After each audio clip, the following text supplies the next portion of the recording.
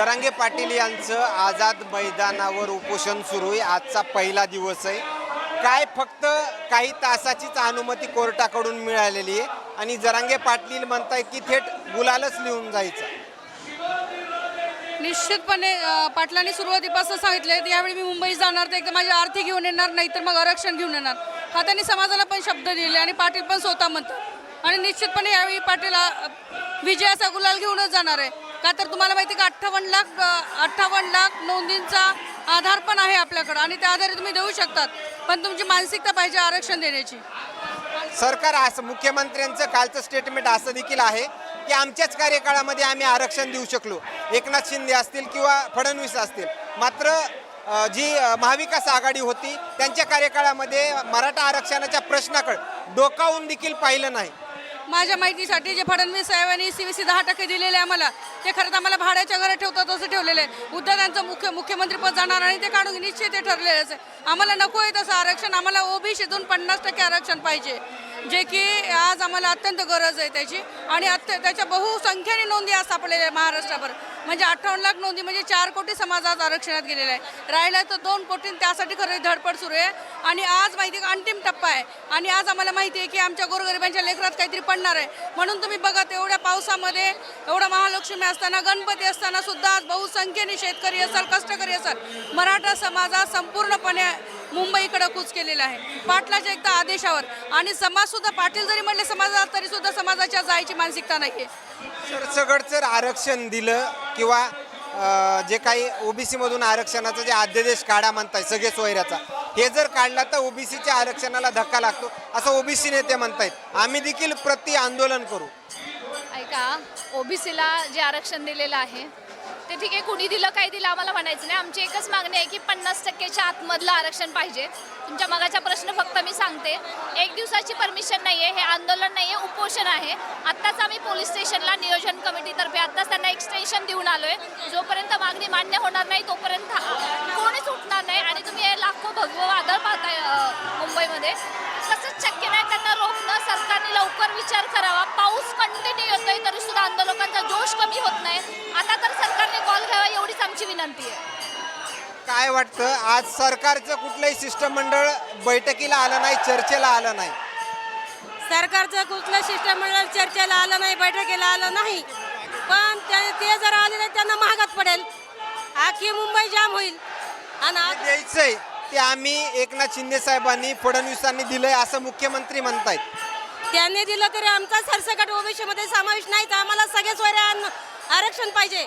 त्यामुळे आम्ही इथून हलणारच नाही. आज 6 कोटी मराठी महाराष्ट्रातून या ठिकाणी आलेले आहे आणि हे जर झालं नाही तर महाराष्ट्रात हा उद्रेक होईल. सगळी सोयऱ्याचा जर अध्यादेश जर काढला तर प्रति आंदोलन जे आहे ते OBCचं देखील आम्ही काढू असं OBC नेते म्हणतायत. मग सरकारला या दोन्ही समाजाचा रोष?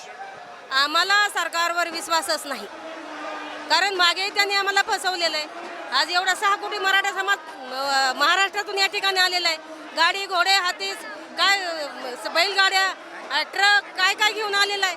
त्यामुळे आज आम्ही पावसात भिजू पण मुंबई सोडणार नाही. आम्हाला आरक्षणाची खूप गरज आहे. मराठा समाजाचा सरसकट OBC मध्ये समावेश झालाच पाहिजे. आणि आता मराठा समाजाचा जेथे सहनशीलतेचा अंत होत असतो त्याचे क्रांतीचा उगम होत असतो. आता आमची सहनशीलता संपलेली आहे आणि आरक्षणाच्या माध्यमातून या ठिकाणी क्रांती घडलेली. आणि ही क्रांती काय आहे? मुंबई सोडायची नाही. जोपर्यंत नाही, जोपर्यंत मराठा समाजाला आरक्षण मिळत नाही तोपर्यंत आम्ही मुंबई सोडणार नाहीत. कोर्टाची 1 दिवसाची जी अनुमती दिलेली आहे त्याला डावलणार तुम्ही आंदोलन करते? काय काय 1 दिवसाचीच फक्त परवानगी मिळाली न्यायालयात. 1 दिवसाची परवानगी जरी मिळाली तरी आमचे मुलं उठणार नाहीत. कारण आम्हाला आज आमचा 1000 एकरचा शेतकरी आमचा गुंठ्यावर आला, गुंठ्यावर येऊन भूमिहीन झाला. आज मराठीच्या पोराला बायका कोणी देत नाही. याचं कॉन्ट्रॅक्ट सरकारने घ्यावं. मग जे काही आंदोलन करतायत याला कुठेही नाकारतेपणा नाही सरकारचा.